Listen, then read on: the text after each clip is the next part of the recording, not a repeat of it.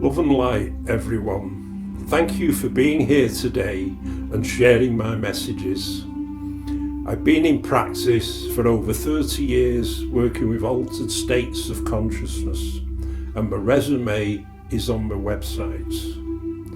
With this film, I'm going to explain to you the way I work and what I've learned through my journey working with hundreds of clients and spirits, because sometimes spirits need help as well.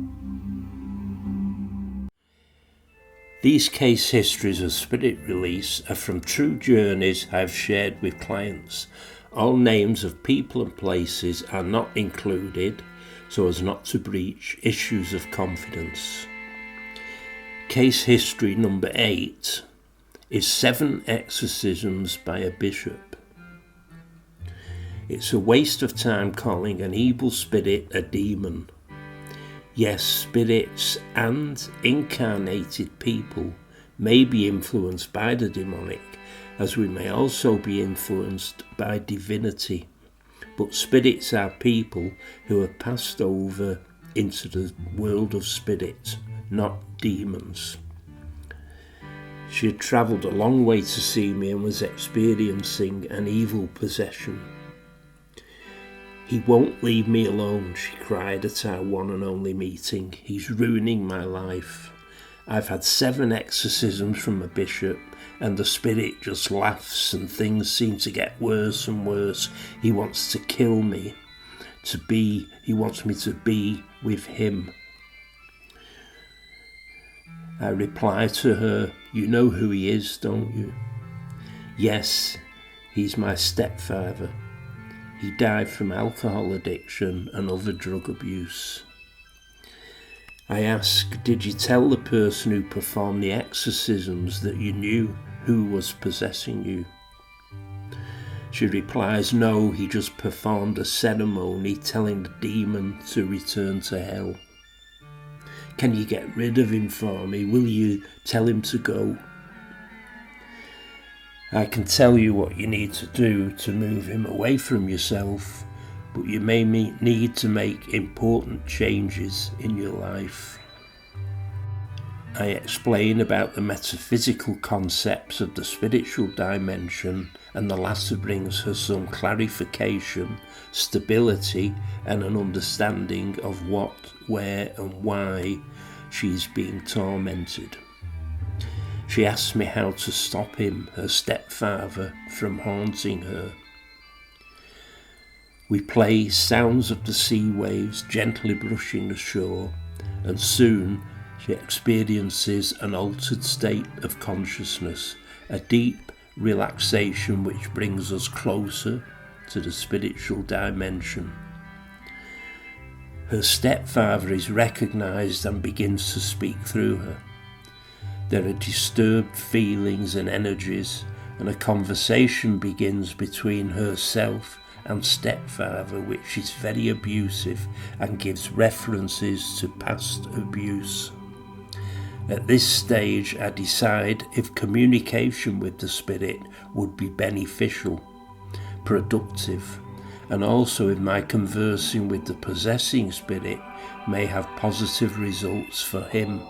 For it's not only the victim but also the spirit who is a soul being influenced by evil. For there is a battle which continues between good and evil. Sometimes spirits are so abusive and influenced by evil that I know communication would not only be a waste of time, but also may be detrimental to the well-being of the host. I intervene and speak to the stepfather and explain calmly that it's time now for him to move on with his journey of life, to go to the light and move away from his host. He doesn't want to leave his host, but I explain that he will be guided to a different place. He's frightened and asks me where he will go. I explain that where he will move to is determined by his own actions and karma, and that I have no influence over where he will go to. I explain he can still ask for forgiveness and make amends for any wrong he's been a part of against others. He's upset and disturbed.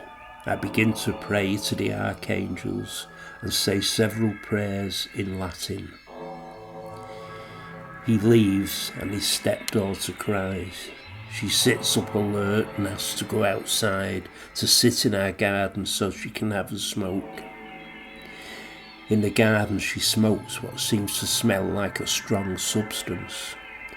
I explain to her how any mind-altering drugs, including alcohol, should be avoided as they may open portals which spiritual bullies may be attracted to. She explained to me that she was aware of what her abuser was feeling during the spirit release. I replied that I also shared his and her own feelings. She explained how the exorcism with the bishop was very aggressive and just seemed to make things worse. I explained how sometimes being aggressive is like throwing petrol on the flames and can make the problem worse, and that it's a shame that churches don't follow the teachings of Jesus regarding spirit release from the Gospels. She left and returned to her home. She contacted me a few days later and explained that the possession from her stepfather had gone, but now she was having problems overcoming her addictions to stimulants. So I recommended she see a local addiction therapist.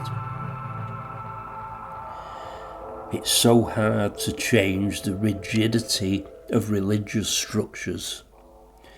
And yet Jesus teaches spirit release, which is mentioned in his Gospels over 20 times. Thank you for sharing this case history.